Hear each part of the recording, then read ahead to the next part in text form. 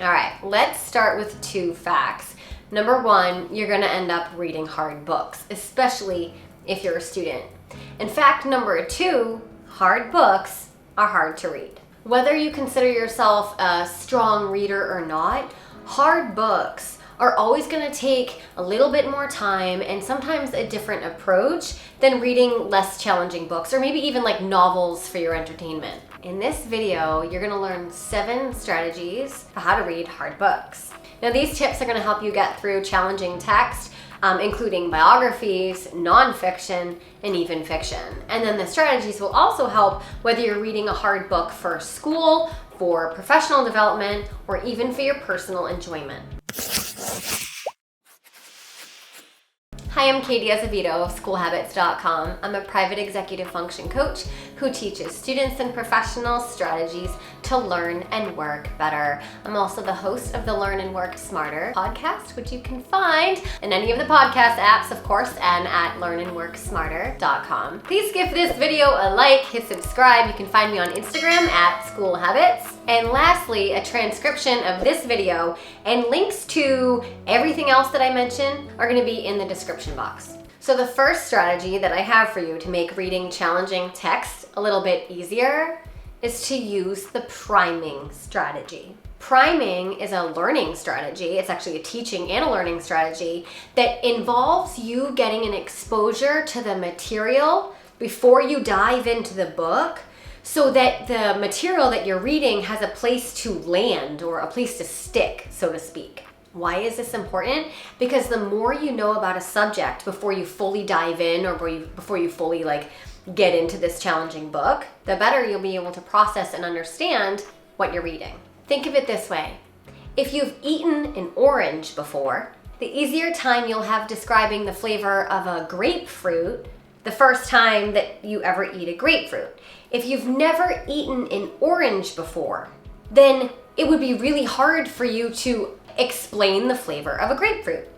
Understanding the orange's flavor, like the sweetness and the sour and the tart and the bitter and all that mixed up, helps you categorize and experience the flavor of a grapefruit. Does that make sense? Now I know books aren't grapefruits, okay? But the strategy applies. It's an analogy. So I do have some tips to help you prime before reading a hard book. Number 1, you can Google the book summary or theme. So for example, if you're reading To Kill a Mockingbird, you would Google To Kill a Mockingbird summary or To Kill a Mockingbird themes. You could even Google To Kill a Mockingbird symbols or motifs. Number 2, do some research on the author. Number 3, do some research on the topic of the book. Number 4, Google the time period and the context that the book was either written in or that the story in the book takes place in, so the setting.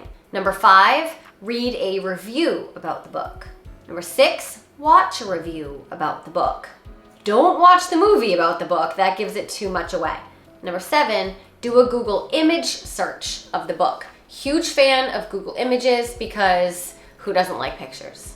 Tip number 2 is to go slower. Harder things often just take longer to do.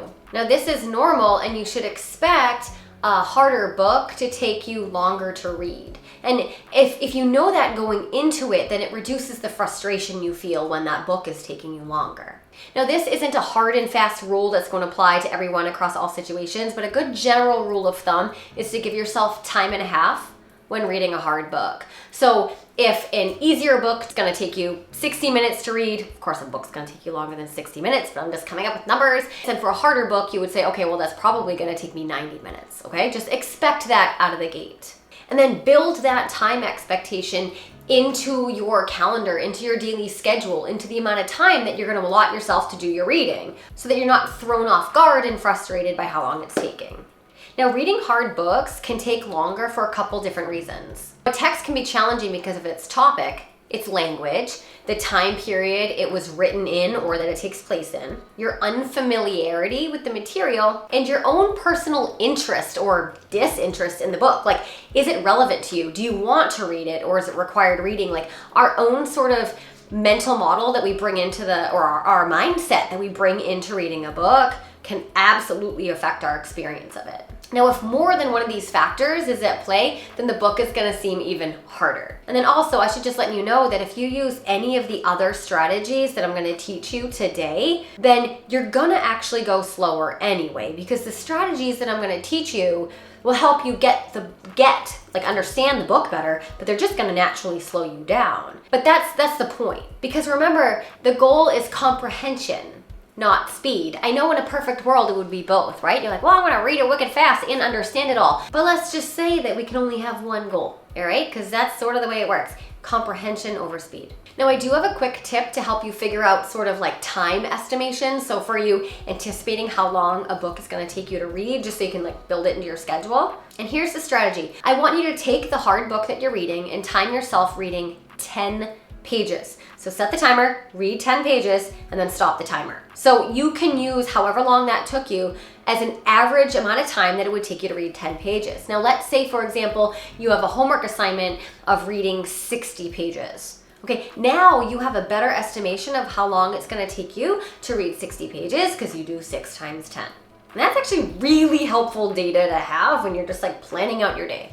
Tip number 3 for reading hard books is to paraphrase and summarize as you read.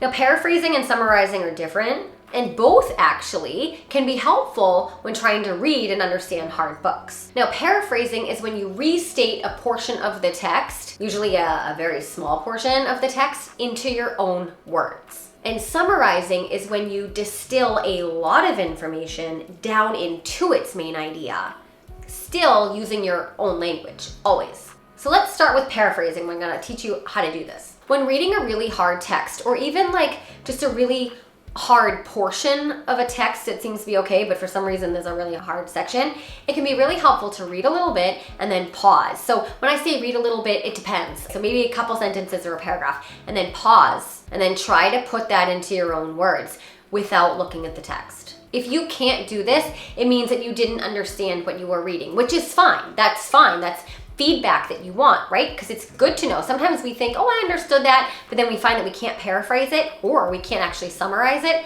and then that's telling us that we don't understand it. So I'm gonna give you an example of paraphrasing. Now, some original text from William Faulkner's As I Lay Dying, which is a challenging text, reads, "Sometimes I think it ain't none of us pure crazy, and ain't none of us pure sane, until the balance of us talks him that away." Now, obviously that's really challenging language, right? So a paraphrase of that could be something like, "Sometimes I believe nobody is totally crazy or totally sane, but instead we're just labeled one way or another by other people." Now, in contrast, a summary is a little bit different because it aims to reduce all of the points into its main point. You typically wouldn't summarize just one sentence. Like, we just paraphrase that one sentence by Faulkner, but you wouldn't summarize one sentence. So a summary can be one sentence, but you wouldn't summarize one sentence. That's a paraphrase. Now, to summarize, you could pause every maybe few pages or every chapter and try to sum it up what you just read. Summaries, though, are still going to be pretty short, even if you're summarizing a whole chapter. How short? Couple sentences. Your summary should be the gist. It should only include the gist, so the who, what, when, where, how, and why. And sometimes not even like the when. Sometimes not even the who. But it should definitely not include specific details or opinions. And of course, I have a video called How to Write a Summary of a Text, in which I walk you through a very specific example. I screen share and you can see how it works. I will leave that link in the description box. But in general, if you're reading a hard text, try to summarize or try to paraphrase. And if you find that you can't do either one, then it means that your comprehension isn't quite where it needs to be and you probably need to backtrack a little. Which is actually related to tip number 4, which is to check your comprehension as you read. Now, we have all read like a full page of text, only to get to the bottom page and be like, I don't even know what I just read. Like, you know you were reading. It's like fake reading syndrome, right? You know you're reading, you get to the end, you're like literally, I have no idea what I just read. We've all done that. And that doesn't mean you have a reading problem. That doesn't mean the text is necessarily wicked hard. It just means that like you had a moment, and it happens to the best of us. But if that's happening all of the time, to all of the pages in a particular text you're reading, then yeah, you're reading a hard book. So the goal here is not to stop yourself from zoning out, because it does happen and we're human, but to notice when it happens. The moment you notice that you've lost your focus or you don't know what's happening in the text, I want you to stop reading and try something new. Change your strategy. Definitely don't keep reading pretending that your comprehension is going to return, because it won't. So to check your comprehension as you're reading, you should periodically ask yourself any of the following questions. Number 1, does this make sense? Number 2, can I summarize what's happening? Number 3, could I explain this to someone else in a way that they would understand? Number 4, where exactly does my comprehension start falling apart? Also, if you're using strategy number 3, you're checking your comprehension by default, because writing a summary of a chunk of text does require total understanding. Tip number 5 is to know when it's okay to be okay with just the gist. Sometimes hard books are just really hard. And no matter how many strategies you try, you just find yourself unable to get through a particular section of text. Now, sometimes you really do need to slow down, dig in, try every strategy there is out there to fully understand what it is you're reading, particularly if you're gonna have a test on it or write an essay on it or do something with that content. But also, sometimes just understanding the gist, the general idea of what you're reading is good enough. Sometimes you don't need to understand every single sentence. Sometimes if you're just oh, I think in this scene something bad's happening, or I think in this scene she went here, but you can't you can't pinpoint exactly it because the language is so hard or whatever reason. If you're not gonna need that particular part of the text for something significant, I say keep moving. All right, tip number 6 is to annotate the text. You have heard this one before, yes. And you've probably been being told to annotate since you were in 6th grade. But how often do you really do it? And the better question is, do you even know how? I have so many annotation tutorials that I'll leave the links to, of course, in the description box, but my highlight and rewrite strategy is an awesome one to get started with, as well as my 11 annotation techniques. Both of those tutorials I will link below. But I just cannot teach you how to read hard books without saying annotate them. Annotating forces you to slow down, think about what you're reading, and check your comprehension, because you can't annotate what you don't understand, right? And I know that annotating can be annoying, especially if you've been hearing it for so many years and you don't really know how to do it. Sometimes things we don't know how to do are annoying. But that sometimes is the key to helping you get through challenging text. So if you're stuck on how to annotate, check out the tutorials that I've linked to. And lastly, strategy number 7 for how to read hard books is to be on the lookout for when things really start to fall apart. In a perfect world, you would be able to identify the moment that your comprehension begins to crumble. However, what's more likely to happen is that you don't recognize that you're lost until way beyond the point where you really became lost. The strategy here is that you should be on the lookout for when that comprehension is just beginning to crumble. Now, I know in an earlier tip, I said to make sure that you're checking your comprehension as you go. Yes, and this is related to this, but here I'm gonna get a little bit deeper, because there's some signs that you can look for. You don't wanna get to the end of a page and be oh my gosh, I have no idea what I just read, but that's from the tip before. So in the tip before, I do want you to deliberately pause every once in a while and say, do I know what's happening? Can I summarize it? Can I paraphrase it? Can I annotate it? It's a little bit different. This strategy here is about recognizing when you lost your comprehension and then fixing it. For example, let's say you're reading a really challenging book, but you think you're doing okay, and you think you understand what's going on, but then suddenly you come to a passage that, I don't know, fully contradicts what you thought was happening. You think wait, that's her mom? Or you're wait, hold on, I thought he was dead. When you read something and you're wait, hold up, what did I just miss? That's different from the strategy before, which I'm trying to get you to recognize when you zoned out. This is different. This is when you weren't zoned out.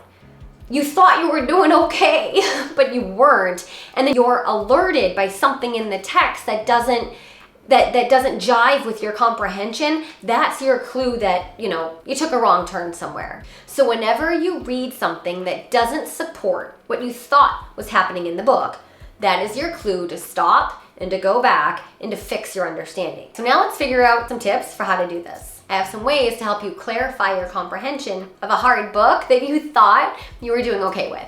Number 1, Google the specific question or issue you're struggling to understand. So for example, if you were reading William Faulkner's As I Lay Dying and you have no idea what one of the characters is saying, you would Google that particular moment in that particular chapter. Strategy 2, you can go back a few pages and reread. Yes, I know this suggestion is obnoxious because you just want to finish the book already, but sometimes it's just what you have to do. You backtrack to the point where you think you stopped understanding and then you take it from there. Number 3, after you read each chapter, you could read a spark note or a lit chart summary of the chapter. Now, reading a summary after you attempt to read a chapter yourself helps you fill in the gaps in your understanding.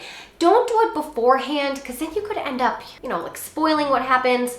I know strategy number 1 is priming. And some suggestions I had were to read a summary of the book. But that's for the book as a whole, more like a blurb about generally what's happening in the book. A whole book summary won't spoil a single chapter because larger summaries don't get that granular. So for this strategy, you would read a particular chapter and then go read a granular summary just to check your comprehension. Listen, reading hard books is going to be hard because reading hard books is hard. I don't have any other way to explain it. And I'm not being sarcastic or facetious, I'm being real. And of course, like I said in the introduction, what makes the book hard depends on your mindset, your reading level, the content, the author's writing style, the language. So many different things can make a book hard. And while you can and definitely will become a better reader, just the more you read, the more you read hard books, the better you will get at reading hard books. But at the end of the day, there will still be books that are hard to read. The key is recognizing when a text is going to be difficult and then adjusting your reading strategies to match that difficulty and to maximize your comprehension. Does that make sense? All right, so I hope that was helpful. I hope you actually try these strategies because remember, the magic is in the action. You can watch this video all day long and thank you for doing so. But until you go out there and you apply what it is that I'm teaching you, then you're probably gonna be stuck with the same results that you've already been getting, right? Go out there and try this stuff. Keep learning. And as always, thank you so much for watching.